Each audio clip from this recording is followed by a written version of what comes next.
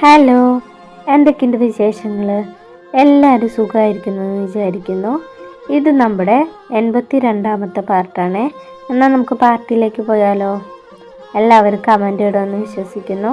Subscribe ചെയ്യാൻ മറക്കരുത് കേട്ടോ. ഈ ഡ്രസ്സുകളൊക്കെ ആയിട്ട് നീ എങ്ങോട്ടാ പോവാൻ നിൽക്കണേ? പാർവണിയോട് ശിവ ചോദിച്ചു. നന്നായി, ഇവൻ കാണാതെ എങ്ങനെയെങ്കിലും പോവാൻ നോക്കിയതാ. ഇനി പോവാൻ പറ്റുമെന്ന് തോന്നണില്ല. പാർവണ ആത്മകഥിച്ചു.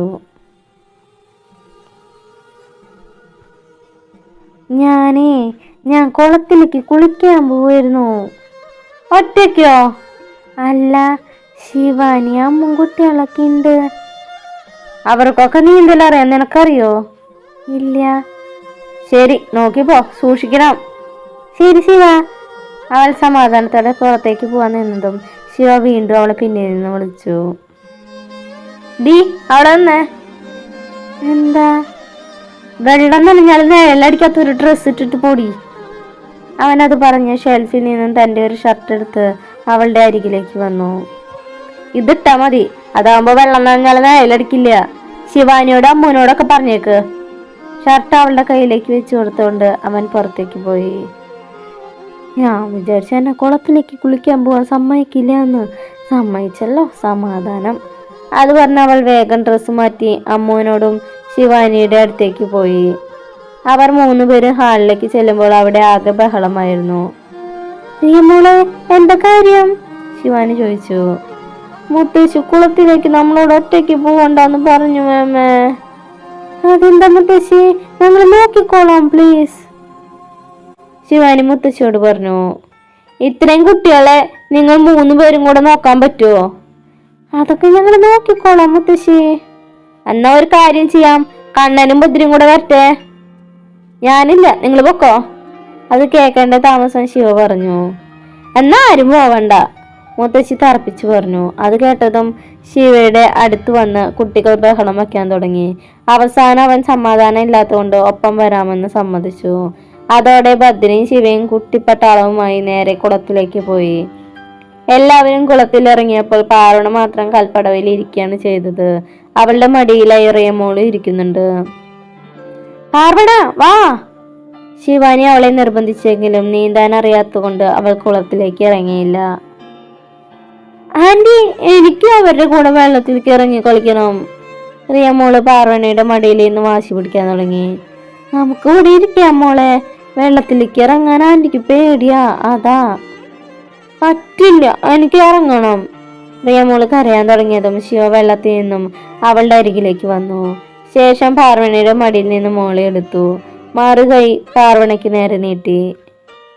ഞാനില്ലേ ശിവ, എനിക്ക് പേടിയാ, ഞാൻ അവിടെ ഇരുന്നോളാം. ഞാനില്ലേ കൂടെ, പേടിക്കാതെ വാടി. ശിവ അവളെ വിളിച്ചു.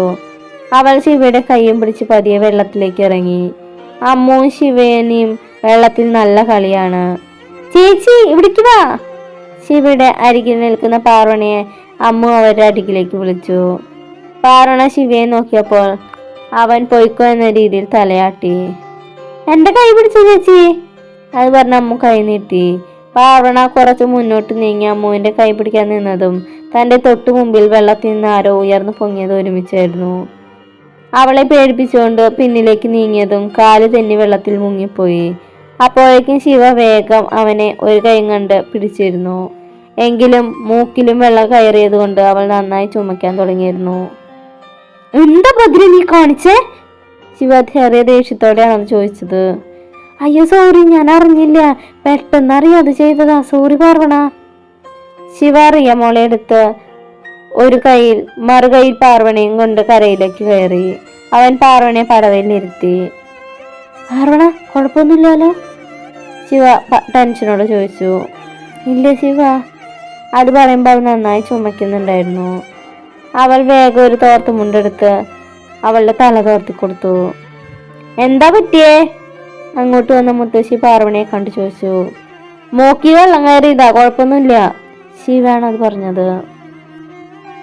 ഇതൊക്കെ നോക്കി നോക്കി ചെയ്യണ്ടേ കുട്ടിയെ, ഇങ്ങതാ.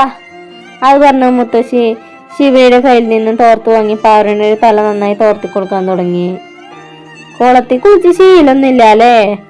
മുത്തശ്ശി അവളെ നോക്കി ചോദിച്ചു. അവളില്ല എന്ന രീതിയിൽ തലയാട്ടി. ഞാൻ ഇവളെ വീട്ടിലേക്ക് കൊണ്ടുപോവാം. അത് പറഞ്ഞ മുത്തശ്ശി അവളെയും കൊണ്ട് അവിടേക്ക് നിന്നും വീട്ടിലേക്ക് നടന്നു. റൂമിലെത്തിയതും പാറോണ ഡ്രസ്സ് എടുത്ത് ബാത്റൂമിൽ കയറി. മുത്തശ്ശി അപ്പോഴും അവരുടെ മുറിയിൽ തന്നെ ഇരിക്കുന്നുണ്ടായിരുന്നു. കുട്ടിയുടെ വീട്ടുകാരൊക്കെ വിളിക്കാറുണ്ടോ? അവളുടെ ദേഷ്യമൊക്കെ മാറിയോ? ഡ്രസ്സ് മാറ്റി വന്ന പാർവണിയോടായി മുത്തശ്ശി ചോദിച്ചു. ഇല്ല, അവർക്ക് ഇപ്പോഴും എന്നോട് ദേഷ്യാണ്, അവൾ ചെറിയ സങ്കടത്തോടെ പറഞ്ഞു. കുഴപ്പമൊന്നുമില്ല, ഇതൊക്കെ വേഗം ശരിയാവും. ഇതാ രാസനാഥി പൊടി ഇട്ടോളൂ, അല്ലെങ്കിൽ തലയിൽ വെള്ളം ഇറങ്ങി ജലദോഷം പിടിക്കും. അവളുടെ നെറുകിയ രാസനാഥി പൊടി ഇട്ടുകൊണ്ട് പറഞ്ഞു. പാടത്ത് പഴക്കാരുണ്ട്, ഞാൻ അവിടേക്ക് പോവാൻ നിൽക്കായിരുന്നു. അപ്പോഴ കുളത്തിൽ നിന്നും ബഹളം കേട്ടത്. എന്തായാലും പാടം വരെ ഞാനും പോയി ഒന്ന് നോക്കിയിട്ട് വരാം. എന്തെങ്കിലും ആവശ്യം താഴെ ജാനകി ഉണ്ട്, അവരോട് പറഞ്ഞാൽ മതി. അത് പറഞ്ഞ മുത്തശ്ശി താഴേക്ക് പോയി. എന്നാ നമ്മള് ദേവേട്ട തുമ്പിയെ കാണാൻ പോകുന്നേ? നമ്മൾ അങ്ങോട്ട് പോകേണ്ട കാര്യമുണ്ടെന്ന് തോന്നുന്നില്ല. മിക്കവാറും ഈ ആഴ്ച തന്നെ അവർ തിരിച്ചു വരും. എന്നാലും ഇപ്പൊ കുറച്ച് ദിവസമായില്ലേ അവരെ കണ്ടിട്ട്, എനിക്കെന്തോ തുമ്പിയെ കാണാൻ തോന്നാ. ഈ ആഴ്ച ഓഫീസിൽ നല്ല തിരക്കാ, പോകാൻ പറ്റുമെന്ന് തോന്നുന്നില്ല. അല്ലെങ്കിൽ നീ ഡ്രൈവറുടെ ഒപ്പം പൊക്കോ, എന്നിട്ട് ശിവയും പാറുവും തിരിച്ചു വരുമ്പോ അവരുടെ കൂടെ വന്നാ മതി. അത് വേണ്ട, ദേവേന്റെ കൂടെ പോയാൽ മതി, ഞാൻ ഒറ്റയ്ക്ക് പോകുന്നില്ല. നോക്കട്ടെ, ഈ ആഴ്ച ഏതെങ്കിലും ഒരു ദിവസം ഒഴിവ് കിട്ടുകയാണെങ്കിൽ നമുക്ക് പോവാം. ശരി ദേവേട്ട. നാളെ ഇനി രാമച്ചനെ ഹോസ്പിറ്റലിൽ കൊണ്ടുപോകണം. ഇപ്പൊ കുറച്ച് ഇമ്പ്രൂവ്മെന്റ് ഉണ്ടല്ലോ, അതുകൊണ്ട് ചില ചെക്കപ്പുകൾ കൊണ്ട് നടത്താനുണ്ട്. ദേവേട്ടന് സമയമില്ലെങ്കിൽ ഞാൻ നാളെ കൊണ്ടുപോയിക്കോളാം. ഡ്രൈവർ ഉണ്ടല്ലോ, അതുകൊണ്ട് ഞാൻ ഒറ്റയ്ക്ക് മാനേജ് ചെയ്തോളാം.